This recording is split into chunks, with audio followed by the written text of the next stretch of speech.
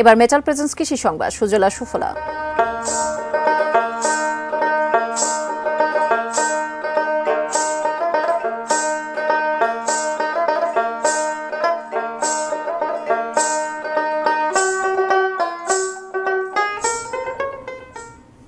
চাঁপাইনবাবগঞ্জে এবছরও আম নামানোর সময়সীমা বেঁধে দেননি জেলা প্রশাসক AKM গালিব খান।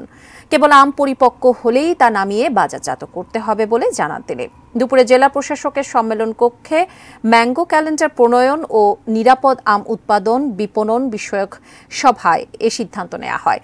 সভা শেষে জেলা প্রশাসক AKM গালিব খান সাংবাদিকদের এ তথ্য জানান। তিনি জানান, আম চাষি, ব্যবসায়ী ও বৈজ্ঞানিক কর্মকর্তাদের মতামতের ভিত্তিতে আম ক্যালেন্ডার না দেওয়ার সিদ্ধান্ত নেওয়া হয়েছে।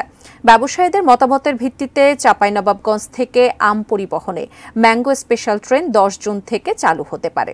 এছাড়া আমের বাজারের অব্যবস্থাপনা রোধে প্রয়োজনীয় ব্যবস্থা গ্রহণের কথাও জানান জেলা প্রশাসক।